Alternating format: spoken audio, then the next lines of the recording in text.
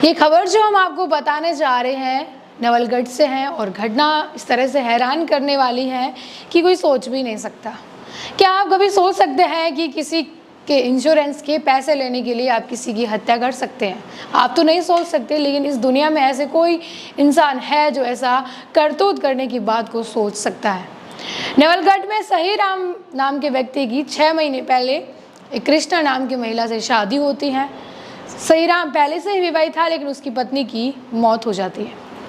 अब कृष्णा की शादी के बाद वो 10 लाख का गोल्ड खरीदता है और 10 लाख का एक्सीडेंटल इंश्योरेंस अपनी पत्नी के नाम करवाता है। लेकिन कहते हैं ना कि लालच बड़ी बुरी बला होती है, और ये सच भी है। अपनी पत्नी का इंश्योरेंस करवाने के बाद सहीराम का ये दिमाग जो इतना उल्टा घूमने लगा कि वो ये सोचने लगा कि अब ये पैसे हासिल कैसे किए जाए, यानी कि इसके लिए तो किसी भी एक्सीडेंट का होना ज़रूरी है।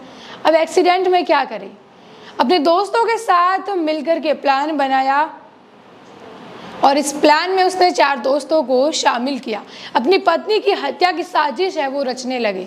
6 महीने पहले जिस महिला से शादी करके वो आया था, उसको मारने से पहले, उसकी मारने की साजिश रचने से पहले उसने बिल्कुल नहीं सोचा था कि वो कितना बड़ा जघन्य अपराध करने जा रहा है। और ऐसे अपराध के बाद कोई भी पुलिस की निगाहों से कितने भी कोशिश करे नहीं बच सकता। और हुआ वही।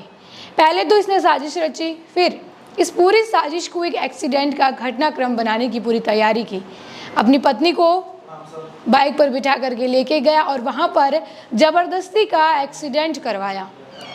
लेकिन एक्सीडेंट तो एक नाम था, अपनी पत्नी का पत्थर से सिर कुचल करके उसने मर्डर कर दिया, क्योंकि उसको इंश्योरेंस के 10 लाख रुपए जो चाहिए थे अभिनय, और उसको नाम दे दिया एक्सीडेंट का। वहाँ पर रात को जब पुलिस को सूचना मिलती है 1 बजे के करीब कि एक्सीडेंट हो गया है, पुलिस पहुँचती है घटनास्थल पर और वहाँ जा कर के देखती है कृष्णा की पोस्टमार्टम रिपोर्ट जो है वो जांच के लिए जाती है। जब रिपोर्ट आती है तो पुलिस को बहुत ज़्यादा शक होता है कि ये मामूली एक्सीडेंट वाली वो चोट नहीं है जिससे कृष्णा की मौत हुई है। ये तो ऐसी चोट है कि जैसे कृष्णा को किसी ने पीटा हो, किसी ने उस पर किसी हथियार से वार किया हो। इसके बाद सहीराम ने 12 मई को ये घटना हुई, 13 मई को पुलिस थाने जाकर के रिपोर्ट लगाई कि उसकी पत्नी कृष्णा के एक्सीडेंट में मौत हो गई। सहीराम को भी चोट लगी और वो घायल हो गया। लेकिन पुलिस ने गहनता से इस मामले की जांच की। उनको ये बात कुछ पची नहीं, क्योंकि एक्सीडेंट में पत्नी की इस तरह से अचानक से मौत, उसने ये बोला कि बाइक टक्कर मार कर चली गई। लेकिन पुलिस को ये किसी भी एंगल से एक्सीडेंट नहीं लगा। जब इसकी जांच दूसरे एंगल से की गई तो सहीराम पर पुलिस ने शक किया। जब उससे पूछताछ करने के लिए बुलाया, सच उगलवाने की कोशिश की, तो हर बार बात को नकारता रहा। लेकिन है ना कि कानून और पुलिस, जिन्होंने सोचा था कि इस पूरे एंगल को सही तरीके से जांच करके जो उस दिन उस रात को क्या घटना हुई थी वो हकीकत सामने लानी थी, जब प्रेशर करा उस पर कि तुम सच बताओ, तो उसने सारा कुछ उगल दिया, क्योंकि झूठ में दम कितना ही होता है। इसके बाद पता चला कि अपने 4 दोस्तों के साथ मिल करके 2 अप्रैल से वो है इस हत्या की साजिश रच रहा था, क्योंकि 10 लाख रुपए चाहिए थे। जिस तरह से अपनी पत्नी का पहले सर है वो पत्थर से कुचला और उसके बाद उसको एक्सीडेंट का नाम दे दिया, पुलिस को गुमराह किया, कहा कि पीछे से किसी बाइक ने टक्कर मार दी और इसलिए पत्नी की मौत हो गई और वो है मामूली घायल हुआ था। इसके बाद ये पूरा पर्दाफाश हो गया। इससे पहले एक और खबर जो है हमने आपको बताई थी, जिसमें भी ये मामला था कि अपनी पत्नी की हत्या करने के लिए एक पति ने दौसा हाईवे से कार को नीचे पलट दिया। पत्नी को जबकि जहर दिया था, खुद बच गया। पुलिस को एक्सीडेंट बताया, पुलिस ने उसको भी ढूंढ निकाला था। दौसा हाईवे पर जो एक्सीडेंट हुआ था, पत्नी को महाकुंभ के बहाने उसने ये सब करतूत की थी।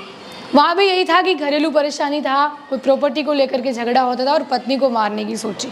तो सबसे बड़ी बात ये है कि जो दिन रात जो पति या पत्नी, इस तरह से अगर हम बात करें, सबसे बड़ा केस जो रेयरेस्ट ऑफ रेयर था मुस्कान और साहिल का, जिसमें जिस तरह से उन्होंने सौरभ की हत्या को अंजाम दिया था। इसके बाद ये 2 और खबरें जो आपको बताई वो हैं।